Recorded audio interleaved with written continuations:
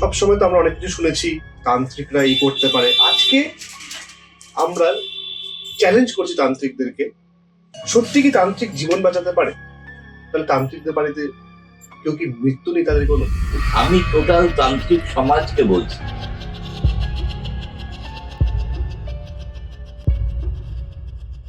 আশা করি সবাই ভালো আছেন। আজকে আমরা আরেকটা এপিসোড নিয়ে অপটিমিস্ট ব্রাদার্সে এসেছি। আজকে আমাদের সঙ্গে রয়েছেন আপনাদের অতি পরিচিত সব্যসাচী বাবু। নমস্কার সব্যসাচী বাবু। আজকে সব্যসাচী বাবুর সঙ্গে আমরা একটু তন্ত্রের গভীরে আলোচনা করব।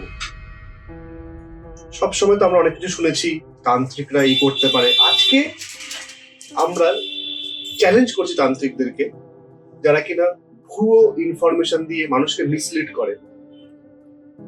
সত্যি কি তান্ত্রিক জীবন বাঁচাতে পারে? তাহলে তান্ত্রিকদের বাড়িতে কেউ কি মৃত্যু নেই তাদের কোনো? সেসব নিয়ে আজকে আমরা কথা বলবো। নমস্কার আবার আপনাকে সব্যসাচী বাবু। নমস্কার ভিউয়ার্স। বলছি যে তন্ত্র সাধনা যে বলছেন আপনারা, তান্ত্রিকরা এই করছে, অনেক যজ্ঞ করছে, এই সেই করছে, ওরা নাকি মৃত্যুকে ঢেকে দিতে পারে। সেই নিয়ে আপনার কি মতামত? প্রথমত, সনাতন পৃথিবীর ইতিহাস বলে the death is the last sentence of the human life. মৃত্যুর অমোঘ, মৃত্যুর ওপরে কেউ নেই। এবং কবিগুরুর ভাষায় মরণ রে তহু মম শ্যাম সমান। মৃত্যুর ওপরে যাওয়া যায় না। আমরা যখন জন্মালাম, আমরা প্রতিদিন প্রতি মুহূর্তে আস্তে আস্তে মৃত্যুর দিকে এগিয়ে যাই। এ কথাটা আমি আগেও বলেছি। মৃত্যুকে কখনো রোধ করা যায় না। মৃত্যু হচ্ছে মানুষের শেষ পরিণতি। একটা যে কোনো অবয়ব, একটা ছায়ার যেমন একটা শেষ আছে, তেমনি মানুষের জীবনের যে স্প্যান, সেই স্প্যানটার শেষ আছে। মৃত্যুকে কোনোভাবে আটকাবো, মৃত্যুকে রোধ করে মানুষ বাঁচাবো, এই ধরনের অসভ্য এবং আপনি যারা এক্ষুনি বলতে চাইছেন চ্যালেঞ্জ আপনি করবেন। আপনি অপটিমিস্টিক ব্রাদার্সের একজন যেভাবে ইন্টারভিউ করেন, আপনি আমাকে এভাবে বলে আমার এতে কিছু যায় আসে না। আমি টোটাল তান্ত্রিক সমাজকে বলছি, যারা শিখতে আসছে তাদেরকে অনুরোধ করছি, এই যারা সব পাকা মাথা বলছে আমরা এই শ্মশানে গিয়ে মানুষ বাঁচাবো, ওই শ্মশানে গিয়ে মানুষ বাঁচাবো, মানুষ বাঁচানো তো সোজা। আমি তাদের বলছি যে বিভ্রান্ত করবেন না, আপনারা বিভ্রান্ত হবেন না। কিন্তু তাও তো হচ্ছে, মানুষ হচ্ছে তো প্রতি মুহূর্তে। আর আমি প্রতিবাদ করে কি করতে পারি? আমার যতগুলো টিভি ইন্টারভিউ হয়েছে, আমি প্রত্যেক বলেছি মৃত্যুকে রোধ করা যায় না। যদি যেত তাহলে আমার বাবা মা, আমি তাহলে গড হয়ে যেতাম। আমার বাবা মার মারা, আমার প্রিয়জনরা মারা যেত না। রোধ করা কি যায়? কখনো রোধ করা যায় না। যেটা অবসম্ভাবী, নিয়তি যেটা আছে, সেই নিয়তি সেটা করবেই। আমরা তাহলে আরেকটা প্রশ্ন আপনাকে করতে চাই। যখন আপনি বললেন এই কথাটা, মৃত্যুর পরে আত্মার অবস্থানটা কি? দেখুন, বা কোথায় আত্মার অবস্থান? আগেও বলেছি, পরলোক এমন একটা বিশাল আলোচনা, একটা বিশাল চর্চার বিষয়, একটা বিশাল মনস্তাত্ত্বিক এবং পরিশীলিত শিক্ষার একটা আকরে গিয়ে এই আলোচনাটা করা যায়। সেই আলোচনাটা আমি পারবো না, আমি অতটা বিদ্বান নই। তাহলে বলছেন আত্মার অবস্থানে আমি এইটুকু বলতে পারি, একটা মানুষ ধরুন মারা গেল, আমি যেটুকু পড়েছি বিভিন্ন রকম ক্ষেত্রে, এবং বেলুড় মঠের অনেক স্বামীজি মহারাজ আছে এবং আরো অনেকে, তাদের বই পড়ে, তাদের সঙ্গে দীর্ঘদিন আলোচনা করে, দীর্ঘদিন তাদের সংস্পর্শে এসে, তাদের পায়ের নিচে বসে আমি যেটা শিখেছি, সেটা হচ্ছে প্রথম যখন যার মৃত্যু হলো, তার আত্মা কিন্তু 3 দিন সেই জায়গায় অবস্থান করে। তার কিছু করার থাকে না, কিন্তু সে দেখে এবং তার একটা সেন্স অফ অ্যাক্টিভিটিস আছে। সেই অ্যাক্টিভিটিসটা নিয়ে সে বুঝতে পারে কোথায় কি করছে না হচ্ছে। তার তখন সেই ক্ষমতাটা হারিয়ে যায়। কে তার স্ত্রী, কে তার বাবা, কে তার মা, কে তার সন্তান। কিন্তু একটা পর্যবেক্ষণ থাকে। আমি এইরকম একজনের কথা আপনাকে বলতে পারি। তিনি আমার বিশেষ স্নেহভাজন ছিলেন। তিনি যখন মারা যান তার ঠিক 3 দিন বাদে বাড়িতে এসে তার নিজের মামাকে বলে দিয়ে গেছিল, সে মামা আমি চললাম। এবং যে জামা প্যান্ট পরে সে সেটা বলেছিল, সেই জামা প্যান্ট তার বাড়িতে ছিল, সেই জামা প্যান্ট সে ইউজ করত। সেটাকে কি বলছেন আপনি? এক্ষেত্রে এটা একটা অতি প্রাকৃতিক। এর হ্যাঁ না সত্য অসত্য আমি বলতে পারি। আবার এই নিয়ে অনেক ঘটনাও আছে, যেখানে গল্পের গরু গাছে। এখন অনেক লোক তো আছে যে গল্পের গরুকে গাছে না চড়িয়ে তাদের শান্তি নেই। বিজ্ঞাপনী ভাষা, বিজ্ঞাপনী চমক, আমি বাঁচিয়ে দেবো, আমার কাছে এলে ক্যান্সার বেঁচে যেত, এই বেঁচে যেত। এগুলো একদম মিথ্যে। কিন্তু একটা কথা, আপনার চ্যালেঞ্জকে সূত্র ধরে, আমি আপনাকে চ্যালেঞ্জ করছি না, আমি এইটুকু বলতে পারি, সময় মতো যদি তান্ত্রিকের কাছে আসা যায়, সে কিছুটা হয়তো নিবারণ হয়। নিবারণ তো হয়, এবং তাকে দীর্ঘদিন বাঁচিয়ে, মানে তাকে বাঁচাতে পারবে না, কিন্তু তার আয়ুকে প্রলম্বিত করতে পারে। তারপরে আমি কিন্তু আবার বলছি, এটা কন্ট্রোভার্সিয়াল নেবেন না। আপনার ধরুন 18 তারিখে মারা যাওয়ার ছিল, আপনি তান্ত্রিকের কাছে এলেন 17 তারিখ, সে একটা দিন আর কি করবে? যদি আপনি সেই তান্ত্রিকের কাছে আরো কিছুদিন আগে আসতে পারতেন, তাহলে সেই তান্ত্রিক তার ব্যথাকে, বেদনাকে প্রলম্বিত না করে অনেকটা। সেটা আমরা কি করে বুঝবো? সেটা সায়েন্স বলবে, সেটা সায়েন্স বলবে। আমার জীবনে এরকম অনেক এক্সপিরিয়েন্স আছে, এগুলো ঘটনা ঘটে 14 বছর 15 বছর পর আগে বেঁচে আছে। একটা বলুন না ঘটনা। একটা ঘটনা বলি। ভদ্রমহিলার নাম হচ্ছে সেরা মাখিজা। সেরা মাখিজা মহারাষ্ট্রিয়ান, বোম্বেতে, এখনকার মুম্বাই থাকেন। তার যে আর একজন, আমি তার অরিজিনাল নাম বলবো না, ধরুন মিসেস মুখার্জি, একদিন নিয়ে এলেন যে আমার এরকম একজন তন্ত্র সাধক আছে, যদি একবার তোমরা এসো। এলেন, আমি দেখলাম, জানলাম, আমি দেখলাম যে মৃত্যু ওকে ছুঁয়ে যায়নি। তখন ওকে দিয়ে প্রথমে গেলাম তারাপীঠে কাজটা করে ভাবলাম 50-50 নাও ছাড়তে পারে।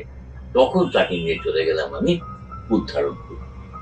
একদিন উদ্ধারণপুরে গভীর রাতে, অমাবস্যার রাতে, তাকে নিয়ে যখন কাজ করলাম, কাজ করে মনে হলো মায়ের কৃপা ওর ওপর পড়েছে, এবং এই কৃপায় হয়তো সে সারা জীবন বেঁচে থাকবে না। তার তো আয়ু, মানুষ যে আয়ু নিয়ে জন্মেছে, আমরা তো একদিন না একদিন মরবো। তাকে দেখলাম সত্যি সত্যি ডাক্তার ফেল করে গেল। তার ফুল কেমোথেরাপি হলো, পুরো ট্রিটমেন্ট হলো, 34 বছর বেঁচে, তার বিয়ে হলো, সন্তানাদি হলো, উইক পড়ে, উইক পড়ে, এবং তার শরীরে এমন জায়গা এতটুকু বিচ্যুতি হয়। তাদের কাছে আমি গড হয়ে গেলাম, কিন্তু আসলে তো আমি গড নই। আমি গড বিজনেস করতে পারি, কিন্তু আমি কিন্তু গড নই। আমি চেষ্টা করেছি, এইরকম অনেক। আচ্ছা শুভ্রসাচী বাবু, একটা প্রশ্ন আপনাকে করি, মনে আসছে প্রশ্নটা আমার। অপঘাতে মৃত্যু আর সাধারণ মৃত্যু, এর মধ্যে ডিফারেন্সটা কি আছে? এর মধ্যে কি আছে? যে এটা খুব সহজ সাধারণ ব্যাপার। অপঘাতের মৃত্যু মানে অ্যাক্সিডেন্টাল ডেথ, অ্যাবনর্মাল ডেথ আর ন্যাচারাল ডেথ। আর নর্মাল ডেথ হচ্ছে দীর্ঘদিন ধরে ভুগে, কিংবা কয়েকদিন আগে আমার বিশিষ্ট বন্ধু, আমি নাম বলবো না, আমার বিশিষ্ট খুব কাছের বন্ধু, তার বাড়িতে তার 3-4 দিন আমি দেখা করে গেলাম। উনি শুনলাম 12 তারিখ সকালবেলা 12টায় সুস্থ অবস্থায় মারা গেল। ভাবতে দেখুন। সেটাও তো সুস্থ জীবন। যদি অন্যান্য আনুষঙ্গিক হয়তো রোগের তিনি কিছু ভুগছিলেন, কিন্তু সেদিন তো তাকে রোগ স্পর্শ করতে পারেনি। আচ্ছা, আমি একটা কথা শুনেছি, সেটা জানি না কতটা সত্যি বা কিছু। মানুষ নাকি রোগ নিয়ে যায় না। ধরুন মারা যাচ্ছে, আমার ক্যান্সার আছে, আমি যেদিন মারা যাবো সেদিন নাকি আমার শরীরে কোনো রোগ থাকে না। একদম এটা কি ঠিক? অত্যন্ত বুদ্ধিমানের মতো প্রশ্ন এবং বিচক্ষণ প্রশ্ন। টোটাল ভিউয়ার্সরা যারা শুনছেন তারা জানুন এবং এই ব্যাপারটা প্রচার করুন। এত সুন্দর একটা প্রশ্ন, এই প্রশ্নের মুখোমুখি আমি খুব কম হয়েছি। যখন মানুষের মারা যায় তার প্রত্যেকটা সেল মাল্টিপ্লাই হয়, তার অর্গানিক কোন রকম থাকে না, সেন্সেশন। এবং যেহেতু সেন্সেশন থাকে না, সে অসুখের সেলগুলো, কার ক্যান্সার হয়েছিল, কার টিবি হয়েছিল, কার এ হয়েছিল, বোঝা যায় না। আস্তে আস্তে আস্তে আস্তে সীমিত হয়ে যায়। এবং সে যখন শেষ ঘুমে ঢলে পড়ে তখন শরীর থেকেও শেষবারের মতো ব্যাধি চলে যায়। বোঝা গেল? তাহলে কি এটা তাহলে সত্যি? এটা একদম সত্যি। আচ্ছা, যে কোনো মানুষ রোগ নিয়ে যায় না। না, ভিউয়ার্সরা মাথায় রাখবেন। হ্যাঁ, এটা এটা হয়তো please। ফার্স্ট টাইম হয়তো কোনো একটা পডকাস্ট চ্যানেলে ডিসকাস হয়েছে, এটা আপনারা শুনবেন। আমি যদি আমি আপনাদের কিন্তু comment করবেন আমার আপনারা। এত বছর হ্যাঁ, ধরে হ্যাঁ, হ্যাঁ। এই প্রশ্নটা আমি খুব কম শুনেছি। আমি অন্য ক্ষেত্রেও তো আমি সেভাবে উত্তর দিতে পারতাম না, কিন্তু আজ যেহেতু আপনি বলছেন সেহেতু আপনাকে বলছি। অত্যন্ত সুন্দর প্রশ্ন এবং এইটা সঠিক জবাব। মানুষ রোগ নিয়ে কখনো মারা যায় না। মারা যায়। রোগ রেখে এখানেই সব রেখে যেতে হবে, কিচ্ছু নিয়ে যেতে পারবেন না, রোগটা পর্যন্ত নিয়ে যেতে পারবেন না, টাকা পয়সা তো দূরের কথা। আচ্ছা সুপ্রকাশ বাবু, একটা কনসেপ্ট নাম শুনেছি, বিদেহী। বিদেহী আপনার কাছে কি, বা আপনি কি বোঝেন বিদেহী? বিদেহী হচ্ছে যে কোনো আত্মা, তার একটা বিদেহী রূপ আছে, একটা অ্যালিগরিক্যাল রূপ যাকে বলে। এই অ্যালিগরিক্যাল রূপটা বিভিন্ন কনসেপ্টে হতে পারে। নর্মাল ডেথ, অ্যাবনর্মাল ডেথ, বিভিন্ন হবে। এই বিদেহী আত্মা অনেক, আমি আপনাকে এটা আরো ক্লারিফাই করবো, সময় আছে তো? নিশ্চয়ই আছে, আপনার সঙ্গে কথা এবং বলতে কোনো সময়ের ব্যাপার। এই আত্মা যখন বিভিন্ন ভাবে মানুষের কাছ, মানে কাছে তো আসতে পারে না, মানুষের উপর এর একটা নিয়ন্ত্রণ আছে। এই বিদেহী আত্মার প্রভাব বড় সাংঘাতিক। এরকম হতে পারে। এই বিদেহী আত্মা আমি এমন একটা জায়গায় দেখেছি, বলুন না একটু। আমি গল্পটা বলছি, গল্প নয়, এটাও আমি গল্পের গরুকে গাছে তুলছি না। তখন বিভিন্ন জায়গায় দেখবেন গঙ্গার ঘাট নিলাম হয়। আচ্ছা, গঙ্গার ঘাট নিলাম হয়, ওই ইজারা, মানে 2 বছর একজন পেলো, আবার 3 বছর ইজারাদার আর একজন ইজারা, লিজ বলুন, এখনকার দিন লিজ হয়েছে, তখনকার দিনে ইজারা। আমি একজনের সঙ্গে গেছি, সে তার 2 দিন বাদে ঘাটটা ইজারা নেবে। এটা হচ্ছে মালদায় রাজমহলের কাছাকাছি একটা ঘাট। সেই ঘাট তার সঙ্গে গেছি, সেই রয়েছে আমরা একসঙ্গে গেছি।